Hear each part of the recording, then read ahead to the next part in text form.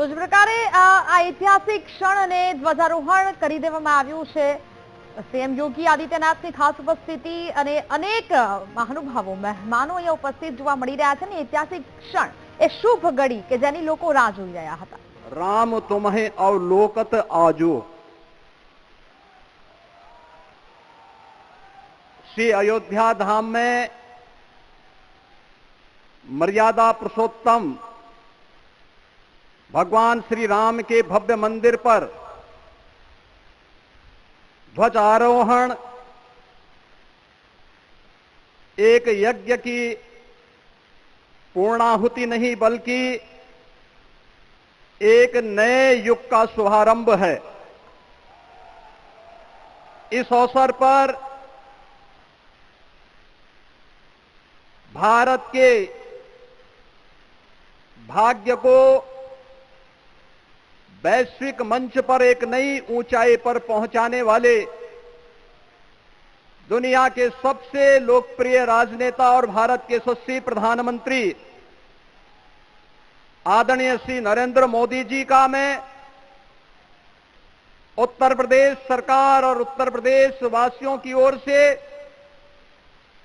सभी राम भक्तों की ओर से हृदय से स्वागत करता हूं, अभिनंदन करता हूं।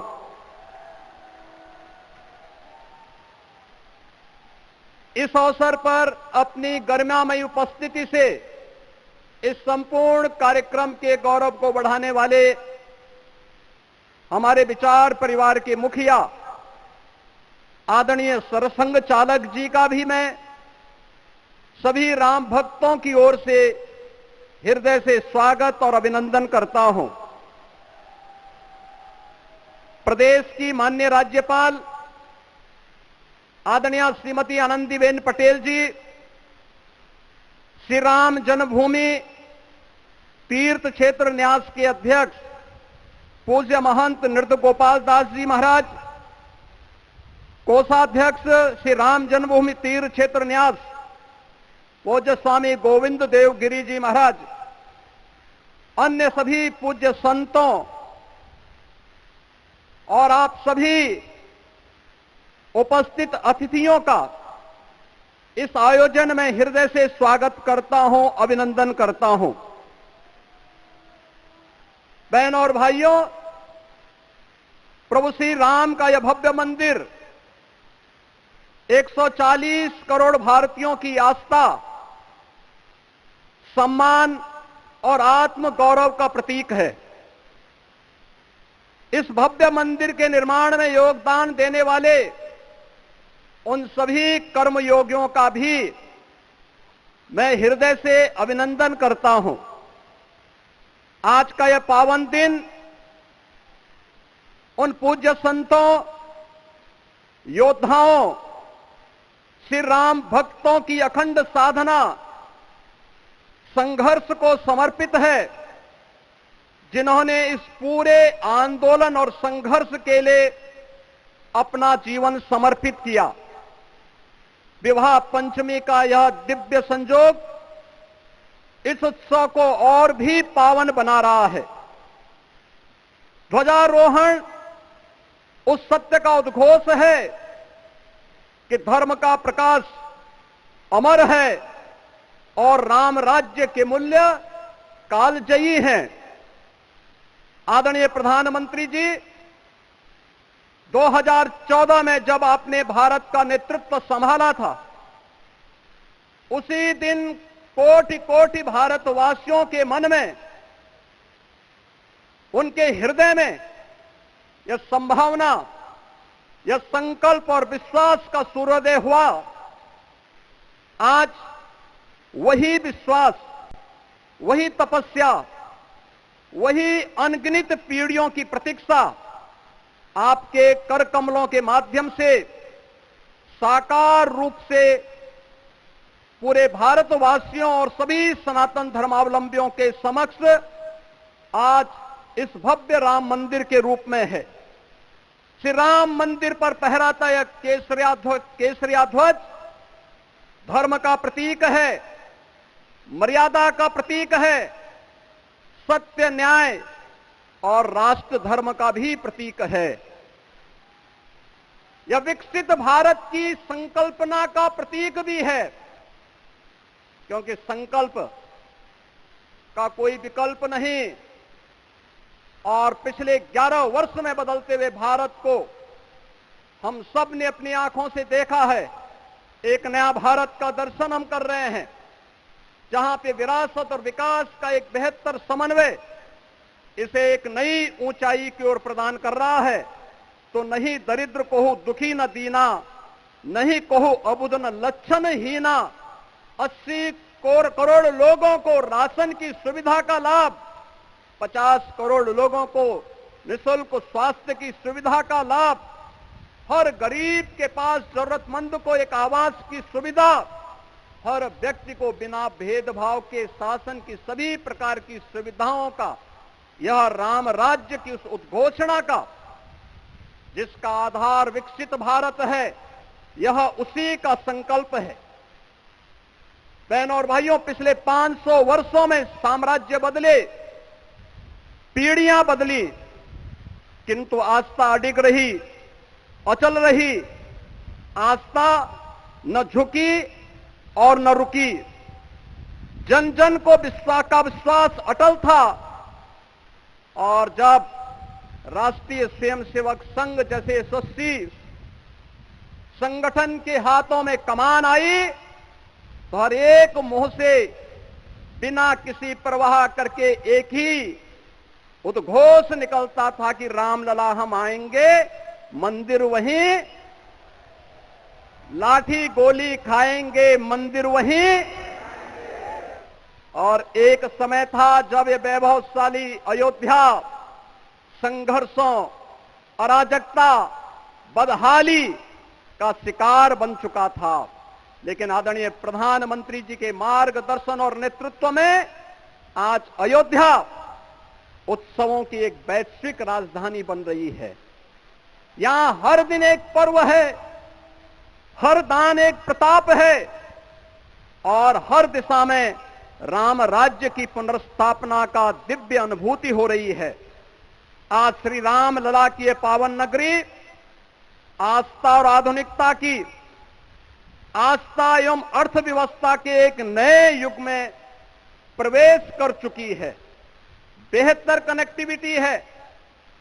यहां पर धर्मपथ, रामपथ, भक्तिपथ, पंचकोसी और 14 कोसी परिक्रमा के साथ साथ 84 कोसी की परिक्रमा श्रद्धालु और भक्तों को एक नए मार्ग और आस्था को एक नया सम्मान प्रदान कर रही है।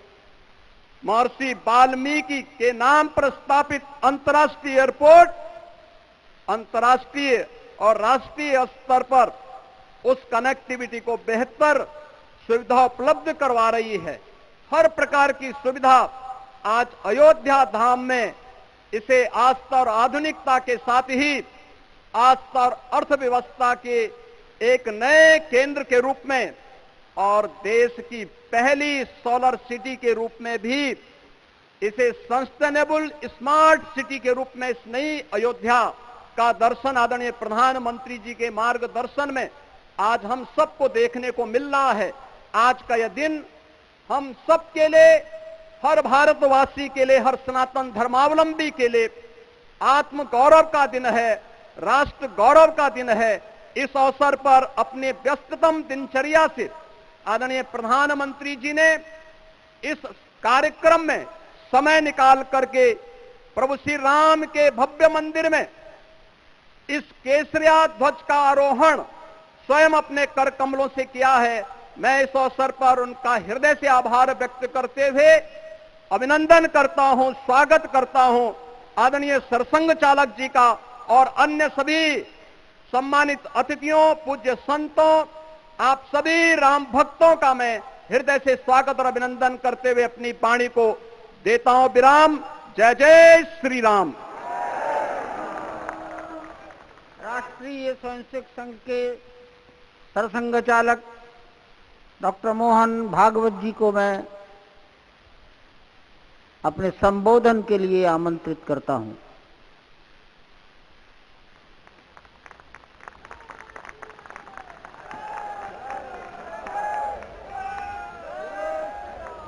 देश के सम्माननीय यशस्वी और जयस्वी प्रधानमंत्री जी आदरणीय नरेंद्र जी मोदी, हमारे उत्तर प्रदेश के सम्माननीय मुख्यमंत्री जी श्रीमान योगी जी, राज्यपाल महोदया, मंचस्थ सभी मान्यवर, उपस्थित सज्जन, माता भगिनी, आज हम सबके लिए एक सार्थकता का दिवस है। इतने लोगों ने सपना देखा, इतने लोगों ने प्रयास किए, इतने लोगों ने अपने प्राण अर्पण किए। आज उनकी स्वर्गस्थ आत्मा तृप्त हुई होगी। आज वास्तव में अशोक जी को वहां शांति मिली होगी।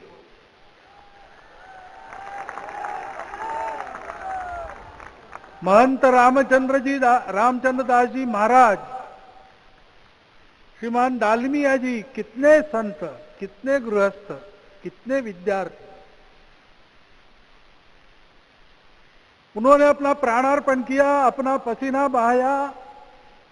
जो पीछे रहे वो भी रोज ये इच्छा मन में व्यक्त करते रहे कि मंदिर बनेगा बनेगा, बन गया। और आज उस मंदिर निर्माण की शास्त्रीय प्रक्रिया पूर्ण हो गई, ध्वजारोहण हो गया,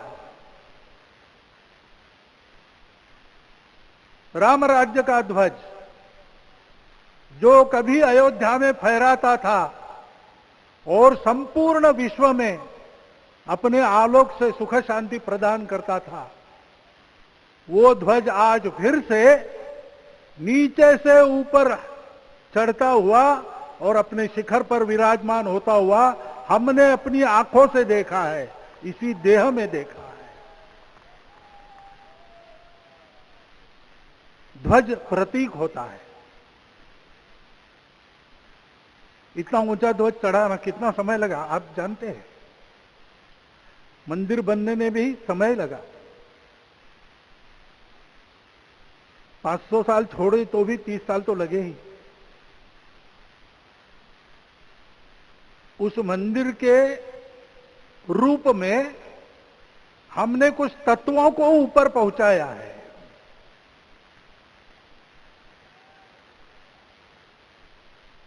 सारा विश्व जिससे ठीक चलेगा, अपने व्यक्तिगत जीवन, पारिवारिक जीवन से लेकर तो सृष्टि जीवन तक सबका जीवन जिससे ठीक चलेगा, वो धर्म, उस धर्म का प्रतीक भगवा रंग, वह इस ध्वज का रंग है। ये धर्म ध्वज है। इस धर्म ध्वज पर रघुकुल का प्रतीक कोविदार वृक्ष है।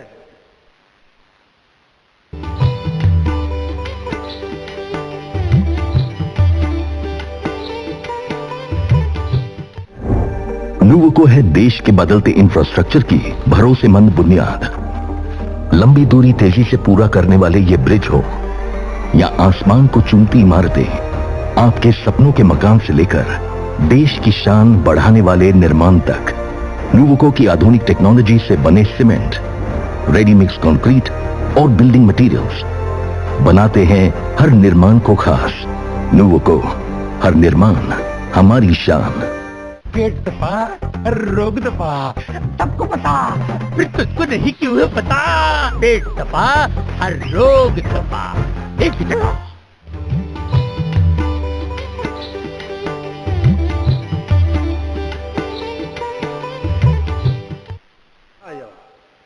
फल स्वयं उगाते हैं, दूसरों के लिए बांट देते हैं। वृक्षाः सत्पुरुषा इव, वृक्ष सत्पुरुष होते हैं। और कचनार के गुण औषधि भी है। कचनार के वृक्ष का अन्न में भी उपयोग है। सब प्रकार से उपयोगी इस वृक्ष का प्रतीक हमने लगाया है। धर्म जीवन ऐसा जीवन होता है, और ये जीवन जीना है, उस जीवन की प्रतिष्ठा करनी है, इस जीवन का झंडा शिखर तक पहुंचाना है। चाहे जितनी प्रतिकूलता हो, चाहे जितनी कठिनाइयां हो, साधनहीनता हो, सारी दुनिया स्वार्थ में बहती होगी, लेकिन हमारा संकल्प है, सूर्य भगवान उस तेज के, उस संकल्प के प्रतीक है। उनके रथ का एक ही चक्र है। 4 चाक वाली गाड़ियां भी एक्सीडेंट करती है तो एक चक्र चलाना है, और रास्ता खराब भी नहीं, रास्ता है ही नहीं। अधांतर में चलो रथस्य एकम चक्रम। रथ चलाने के लिए 7-7 घोड़े, उनको नियंत्रण करने के लिए सांपों के लगाम है, और रास्ता नहीं है, और सारथी जो है उसके पैर नहीं है। ऐसी गाड़ी चल सकती है क्या? कंप्यूटर में डाटा डालेंगे, कहेंगे नहीं चलेगी। लेकिन बिना थके रोज पूरब से पश्चिम जाना आना सूरज भगवान कर रहे हैं, क्योंकि कार्य की सिद्धि स्वत्व के भरोसे होती है। हिंदू समाज ने लगातार 500 साल और बाद के दीर्घ आंदोलन में अपने इस स्वत्व को सिद्ध किया, और रामलला आ गए, मंदिर बन गया। यही बात सत्य पर आधारित धर्म, सत्य जो प्रतिनिधित्व होता है ओंकार से, वो सारी दुनिया को देने वाला भारत हमको खड़ा करना है। संपन्न और सबके लिए खुशी बांटने वाला, शांति बांटने वाला, सबको विकास के सुफल देने वाला भारतवर्ष खड़ा करना है। ये विश्व की अपेक्षा है, हमारा कर्तव्य है। मंदिर में श्री रामलला विराजमान है, उनका नाम ले और इस कार्य की गति हम बढ़ाए। इतना एक विषय आपके सामने रखता हूं। जैसा सपना देखा था उन लोगों ने, रामदास स्वामी ने कहा था, स्वप्नी जे देखिले रात्रि ते तैसे ची होत से। ऐसा सपना उन्होंने देखा था, बिल्कुल वैसा। और मैं कहूं कि उन्होंने जो सपना देखा था उससे भी अधिक भव्य और अधिक सुंदर ये मंदिर बन गया है। हमारे हृदय में वो निश्चय का सृजन करे, तपस का सृजन करे, ये शुभकामना मैं आप सबको देता हूं और मेरे शब्दों को विराम देता हूं। माननीय प्रधानमंत्री अपना संबोधन, अपने विचार संपूर्ण विश्व को प्रदान करें, ये निवेदन मैं उनके सम्मुख करता हूं।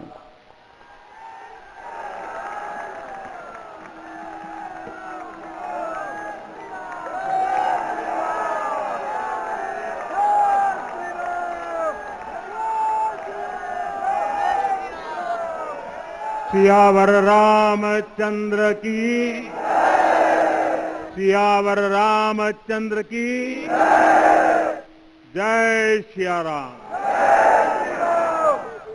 उत्तर प्रदेश की राज्यपाल आनंदीबेन पटेल, राष्ट्रीय स्वयंसेवक संघ के परम पूजनीय सरसंघ चालक डॉक्टर मोहन भागवत जी, उत्तर प्रदेश के मुख्यमंत्री योगी आदित्यनाथ जी, श्री राम जन्मभूमि तीर्थ क्षेत्र ट्रस्ट के अध्यक्ष पूज्य महंत नृत्य गोपाल दास जी, पूज्य संत समाज, यहां पधारे सभी भक्तगण, देश और दुनिया से इस ऐतिहासिक पल के साक्षी बन रहे कोटि कोटि राम भक्त, देवी और सज्जनों, आज अयोध्या नगरी भारत की सांस्कृतिक चेतना के एक और उत्कर्ष बिंदु की साक्षी बन रही है। आज संपूर्ण भारत, संपूर्ण विश्व राममय है।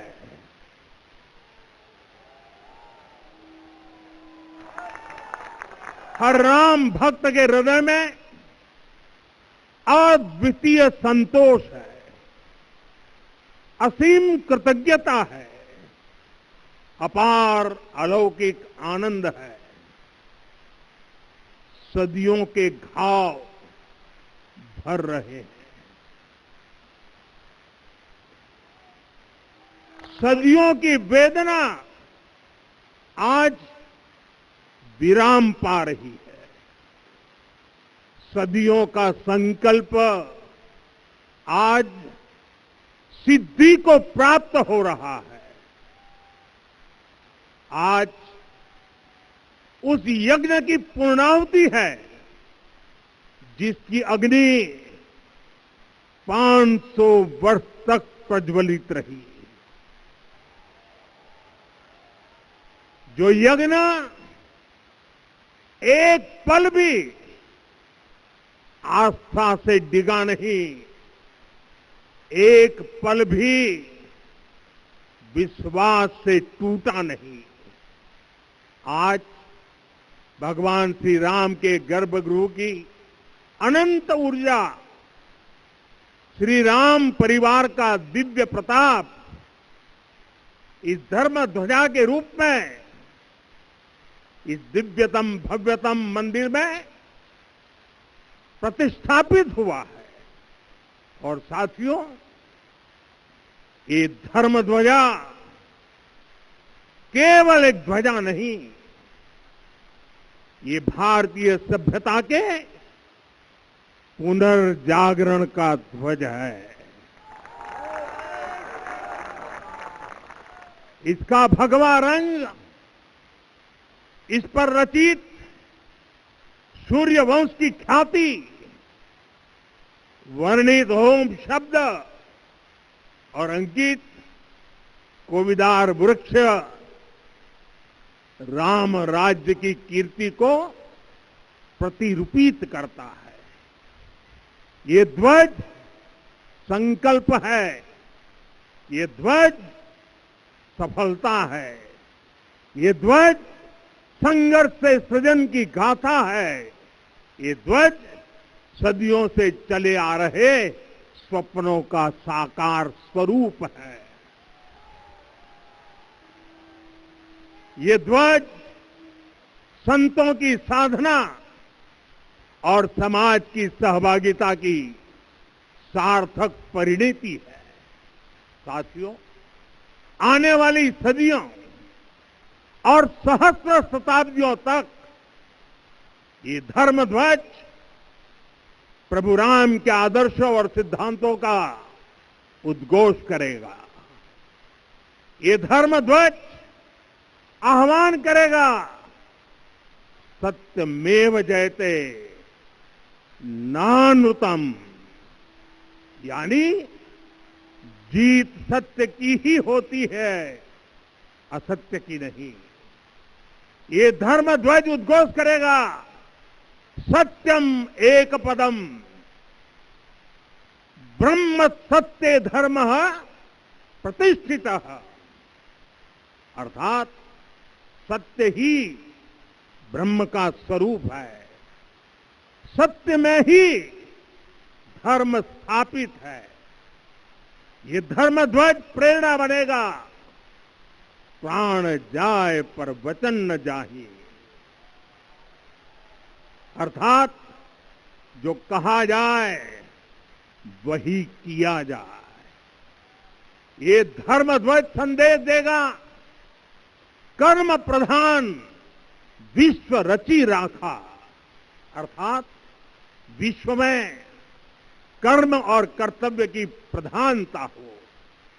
ये धर्म ध्वज कामना करेगा, बैर न विग्रह आस न त्रासा, सुखमय ताही सदा सब आशा, यानी भेदभाव, पीड़ा, परेशानी से मुक्ति, समाज में शांति और सुख हो।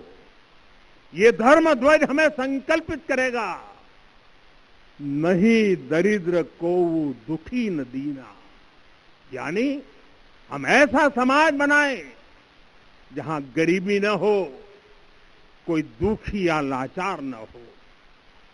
साथियों, हमारे ग्रंथों में कहा गया है, आरोपितम ध्वजम दृष्ट्वा, ये अभिनंदनित धार्मिकाः ते अपि सर्वे प्रमुच्यते महापातक कोटि भी। यानी जो लोग किसी कारण मंदिर नहीं आ पाते और दूर से मंदिर के ध्वज को प्रणाम कर लेते हैं, उन्हें भी उतना ही पुण्य मिल जाता है। साथियों, ये धर्म ध्वज भी इस मंदिर के ध्येय का प्रतीक है। ये ध्वज दूर से ही राम लला की जन्मभूमि के दर्शन कराएगा और युगों युगों तक प्रभु श्री राम के आदेशों और प्रेरणाओं को मानव मात्र तक पहुंचाएगा। साथियों, मैं संपूर्ण विश्व के करोड़ों राम भक्तों को इस अविस्मरणीय क्षण की, इस अद्वितीय अवसर की हार्दिक शुभकामनाएं देता हूं। मैं आज उन सभी भक्तों को भी प्रणाम करता हूं, हर उस दानवीर का भी आभार व्यक्त करता हूं जिसने राम मंदिर निर्माण के लिए अपना सहयोग दिया। मैं राम मंदिर के निर्माण से जुड़े हर श्रमवीर, हर कारीगर, हर योजनाकार, हर वास्तुकार, सभी का अभिनंदन करता हूं। साथियों, अयोध्या वह भूमि है जहां आदर्श आचरण में बदलते हैं। यही वह नगरी है जहां श्री श्री राम ने अपना जीवन पथ शुरू किया था। इसी अयोध्या ने संसार को बताया कि एक व्यक्ति कैसे समाज की शक्ति से, उसके संस्कारों से पुरुषोत्तम बनता है। जब श्री राम अयोध्या से वनवास को गए तो वे युवराज राम थे, लेकिन जब लौटे तो मर्यादा पुरुषोत्तम बनकर के आए और उनके मर्यादा पुरुषोत्तम बनने में महर्षि वशिष्ठ का ज्ञान, महर्षि विश्वामित्र की दीक्षा, महर्षि अगस्त्य का मार्गदर्शन, निषाद राज की मित्रता, मां शबरी की ममता, भक्त हनुमान का समर्पण, इन सब की अनगिनत ऐसे लोगों की महत्वपूर्ण भूमिका रही है। साथियों, विकसित भारत बनाने के लिए भी समाज की इसी सामूहिक शक्ति की आवश्यकता है। मुझे बहुत खुशी है कि राम मंदिर का दिव्य प्रांगण भारत के सामूहिक सामर्थ्य की भी चेतना स्थली बन रहा है। यहां 7 मंदिर बने हैं। यहां माता शबरी का मंदिर बना है, जो जनजातीय समाज के प्रेम भाव और आतिथ्य परंपरा की प्रतिमूर्ति है। यहां निषादराज का मंदिर बना है। ये उस मित्रता का साक्षी है जो साधन नहीं, साध्य को, उसकी भावना को पूजती है। यहां एक ही स्थान पर माता अहिल्या है, महर्षि वाल्मीकि है, महर्षि वशिष्ठ है, महर्षि विश्वामित्र है, महर्षि अगस्त्य है और संत तुलसीदास है। राम लला के साथ साथ इन सभी ऋषियों के दर्शन भी यहीं पर होते हैं। यहां जटायु जी और गिलहरी की मूर्तियां भी हैं, जो बड़े संकल्पों की सिद्धि के लिए हर छोटे से छोटे प्रयास के महत्व को दिखाती है। मैं आज हर देशवासी से कहूंगा कि वो जब भी राम मंदिर आए तो सप्तम मंदिर के दर्शन भी अवश्य करें।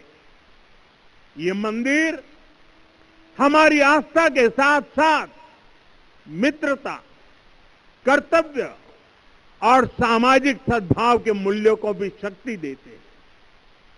साथियों, हम सब जानते हैं हमारे राम भेद से नहीं भाव से जुड़ते हैं। उनके लिए व्यक्ति का कुल नहीं, उसकी भक्ति महत्वपूर्ण है। उन्हें वंश नहीं, मूल्य प्रिय है। उन्हें शक्ति नहीं, सहयोग महान लगता है। आज हम भी उसी भावना से आगे बढ़ रहे हैं। पिछले 11 वर्षों में महिला, दलित, पिछड़े, अति पिछड़े, आदिवासी, वंचित, किसान, श्रमिक, युवा, हर वर्ग को विकास के केंद्र में रखा गया है। जब देश का हर व्यक्ति, हर वर्ग, हर क्षेत्र सशक्त होगा, तब संकल्प की सिद्धि में सबका प्रयास लगेगा और सबके प्रयास से ही 2047 जब देश आजादी के 100 साल मनाएगा, हमें 2047 तक विकसित भारत का निर्माण करना ही होगा। साथियों, रामलला की प्राण प्रतिष्ठा के ऐतिहासिक अवसर पर मैंने राम से राष्ट्र के संकल्प की चर्चा की थी। मैंने कहा था कि हमें आने वाले 1000 वर्षों के लिए भारत की नींव मजबूत करनी है। हमें याद रखना है, जो सिर्फ वर्तमान का सोचते हैं वो आने वाली पीढ़ियों के साथ अन्याय करते हैं। हमें वर्तमान के साथ साथ भावी पीढ़ियों के बारे में भी सोचना है, क्योंकि हम जब नहीं थे ये देश तब भी था। जब हम नहीं रहेंगे ये देश तब भी रहेगा। हम एक जीवंत समाज है, हमें दूरदृष्टि के साथ ही काम करना होगा। हमें आने वाले दशकों, आने वाली सदियों को ध्यान में रखना ही होगा। और साथियों, इसके लिए भी हमें प्रभु राम से सीखना होगा। हमें उनके व्यक्तित्व को समझना होगा। हमें उनके व्यवहार को आत्मसात करना होगा।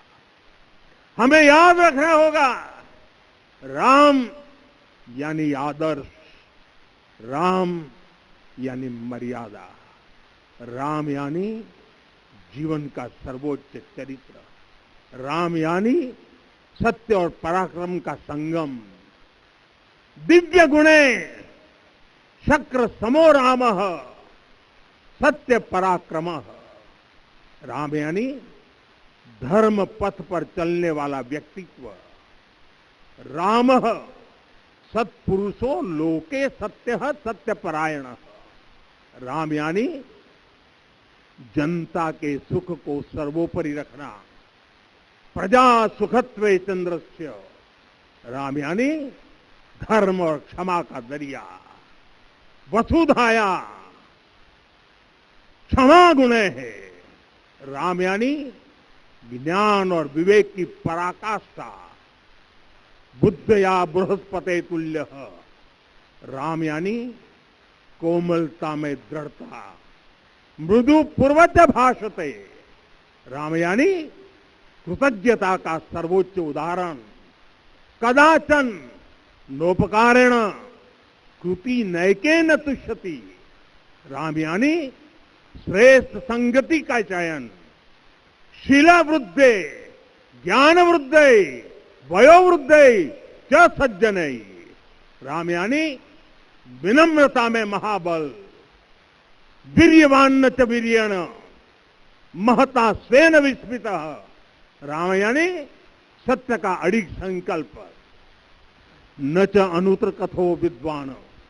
राम यानी जागरूक, अनुशासित और निष्कपट मन, निस्तिंद्र, अपम्रत च स्वदोष परदोषवित। साथियों, राम सिर्फ एक व्यक्ति नहीं, राम एक मूल्य है, एक मर्यादा है, एक दिशा है। अगर भारत को साल 2047 तक विकसित बनाना है, अगर समाज को सामर्थ्यवान बनाना है, तो हमें अपने भीतर राम को जगाना होगा। हमें अपने भीतर के राम की प्राण प्रतिष्ठा करनी होगी। और इस संकल्प के लिए आज से बेहतर दिन और क्या हो सकता है। साथियों, 25 नवंबर का यह ऐतिहासिक दिन अपनी विरासत पर गर्व का एक और अद्भुत क्षण लेकर आया है। इसकी वजह है धर्म ध्वजा पर अंकित कोविदार वृक्ष।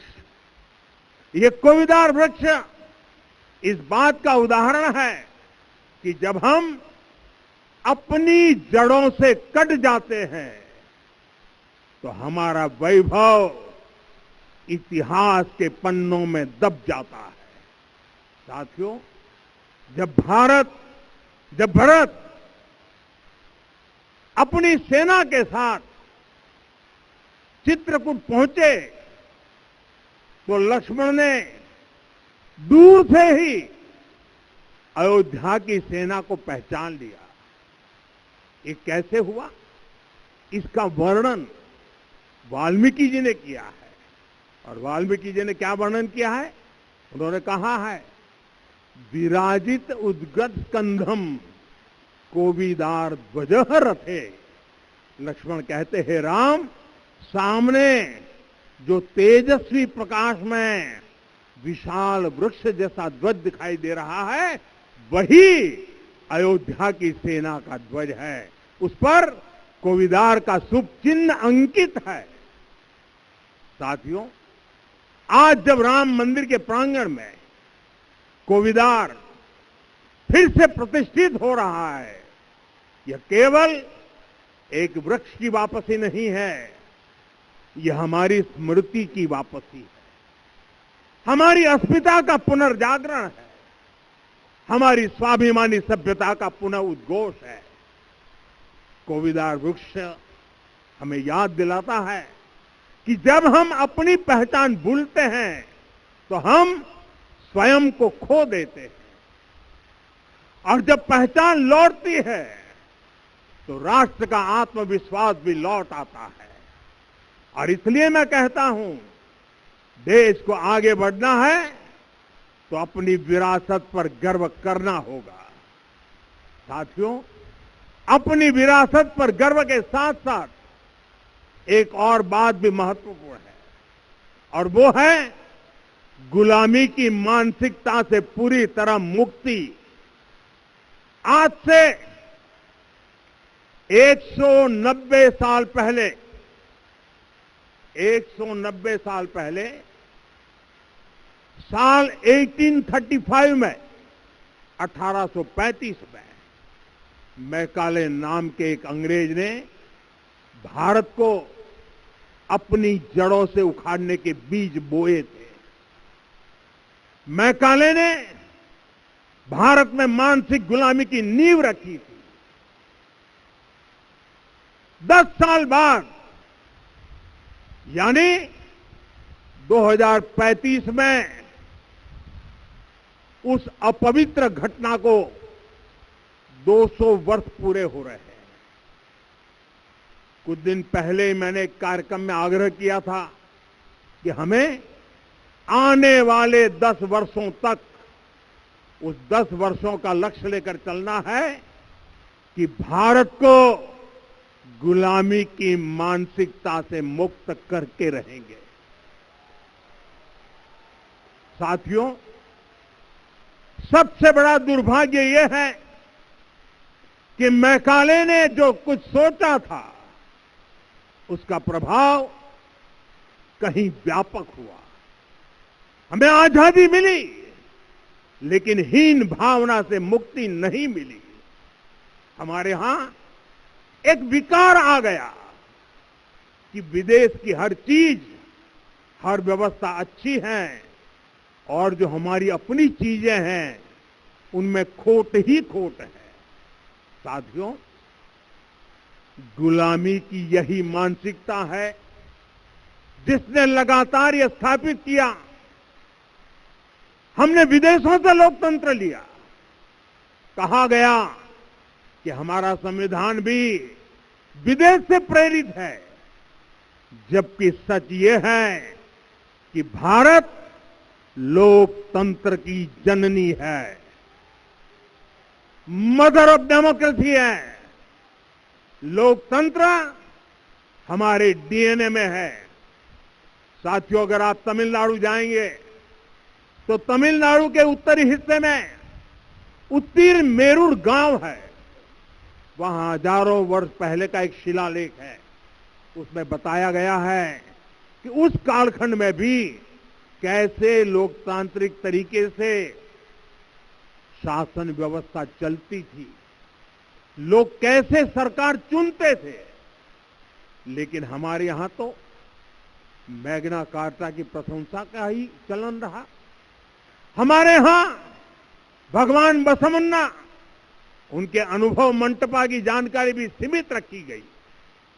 अनुभव मंटपा यानी जहां सामाजिक, धार्मिक और आर्थिक विषयों पर सार्वजनिक बहस होती थी, जहां सामूहिक सहमति से निर्णय लिए जाते थे। लेकिन गुलामी की मानसिकता के कारण इस भारत की कितनी ही पीढ़ियों को इस जानकारी से भी वंचित रखा गया। साथियों, हमारी व्यवस्था के हर कोने में गुलामी की इस मानसिकता ने डेरा डाला हुआ था। अब याद करिए, भारतीय नौसेना का ध्वज सदियों तक उस ध्वज पर ऐसे प्रतीक बने रहे जिनका हमारी सभ्यता, हमारी शक्ति, हमारी विरासत से कोई संबंध नहीं था। अब हमने नौसेना के ध्वज से गुलामी के हर प्रतीक को हटाया है। हमने छत्रपति शिवाजी महाराज की विरासत को स्थापित किया है। और ये सिर्फ एक डिजाइन में बदलाव नहीं हुआ, ये मानसिकता बदलने का क्षण था।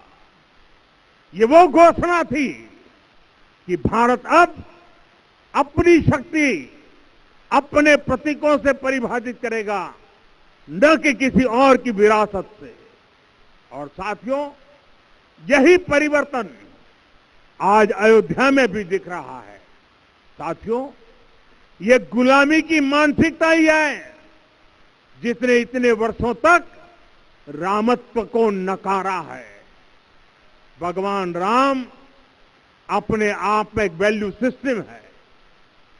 ओरछा के राजा राम से लेकर रामेश्वरम के भक्त राम तक और शबरी के प्रभु राम से लेकर मिथिला के पाहुन राम जी तक, भारत के हर घर में, हर भारतीय के मन में और भारतवर्ष के हर कण कण में राम है।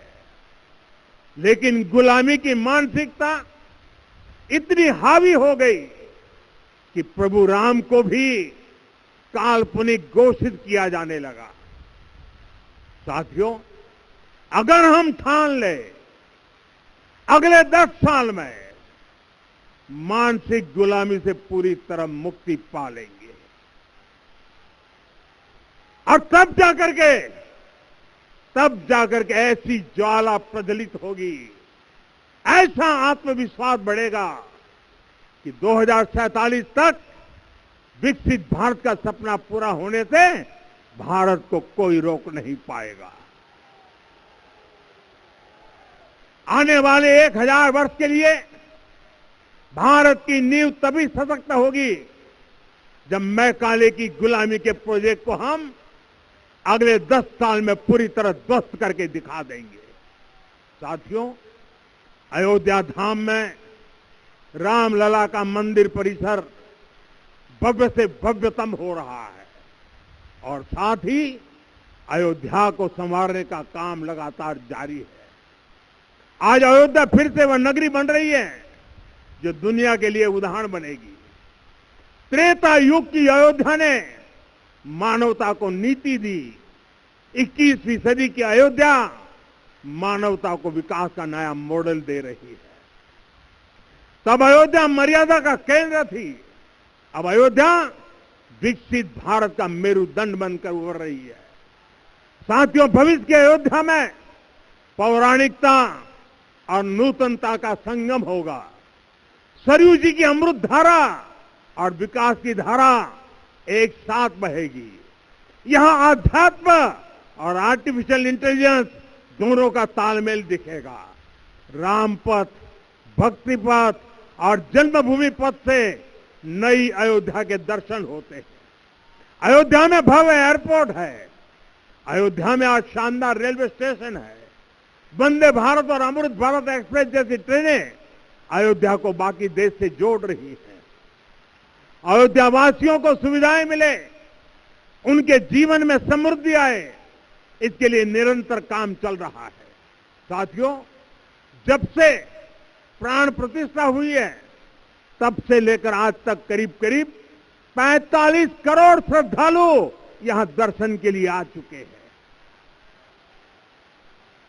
ये वो पवित्र भूमि है जहां 45 करोड़ लोगों के चरण रज पड़े हैं और इससे अयोध्या और आसपास के लोगों की आय में आर्थिक परिवर्तन आया है, वृद्धि हुई है।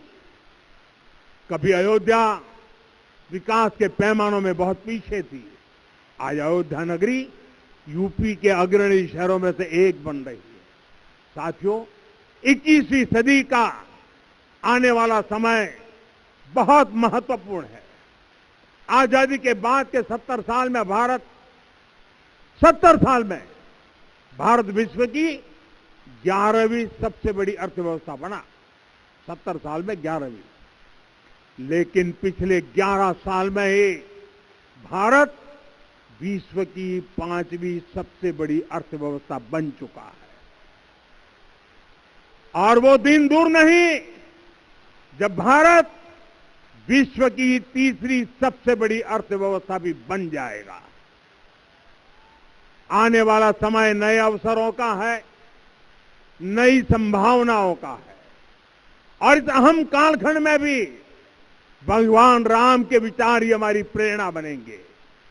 जब श्री राम के सामने रावण विजय जैसा विशाल लक्ष्य था तब उन्होंने कहा था, सौरज धीरज ते ही रथ चाका, सत्यशील दृढ़ ध्वज पताका, बल विवेक दम परहित गोरे, क्षमा कृपा समता रजु जोरे।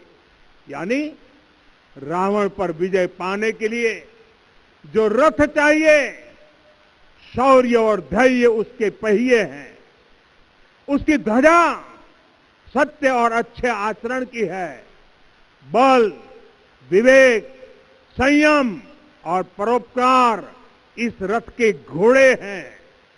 लगाम के रूप में क्षमा, दया और समता है जो रथ को सही दिशा में रखते हैं। साथियों, विकसित भारत की यात्रा को गति देने के लिए ऐसा ही रथ चाहिए, ऐसा रथ जिसके पहिए शौर्य और धैर्य हो, यानी चुनौतियों से टकराने का साहस भी हो और परिणाम आने तक दृढ़ता से डटे रहने का धैर्य भी हो। ऐसा रथ जिसकी ध्वजा सत्य और सर्वोच्च आचरण हो, यानी नीति, नियत और नैतिकता से समझौता कभी न हो। ऐसा रथ जिसके घोड़े बल, विवेक, संयम और परोपकार हो, यानी शक्ति भी हो, बुद्धि भी हो, अनुशासन भी हो और दूसरों के हित का भाव भी हो। ऐसा रथ जिसकी लगाम क्षमा, करुणा और संभाव हो, यानी जहां सफलता का अहंकार नहीं और असफलता में भी दूसरों के प्रति सम्मान बना रहे। और इसलिए मैं आदरपूर्वक कहता हूं, ये पल कंधे से कंधा मिलाने का है, ये पल गति बढ़ाने का है। हमें वो भारत बनाना है जो राम राज्य से प्रेरित हो, और ये तभी संभव है जब स्वयं हित से पहले देश हित होगा, जब राष्ट्र हित सर्वोपरि रहेगा। एक बार फिर आप सभी को बहुत बहुत शुभकामनाएं देता हूं। जय सिया राम, जय सिया राम, जय सिया राम। माननीय प्रधानमंत्री जी, सरसंघ चालक जी अब यहां से विदा लेंगे। आप सब बंधु खड़े होकर उनके आगमन पर अपनी कृतज्ञता व्यक्त कर सकते हैं।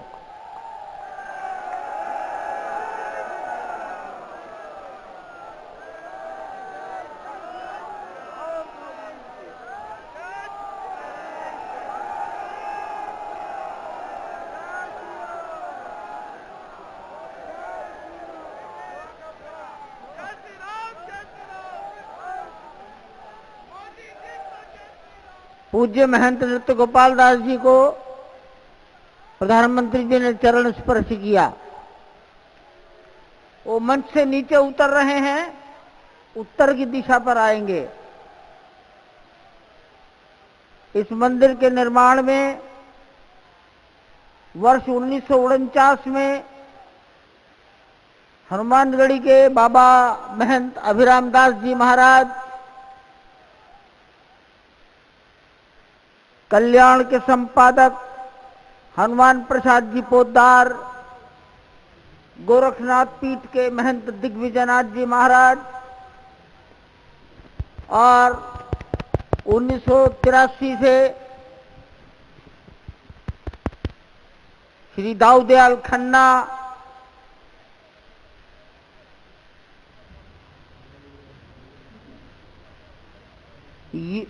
यो महंत अवेद्यनाथ जी महाराज, परमहंस रामचंद्र दास जी महाराज, जगत गुरु शंकराचार्य ज्योतिष पीठ स्वामी शांतानंद जी महाराज, राम जन्मभूमि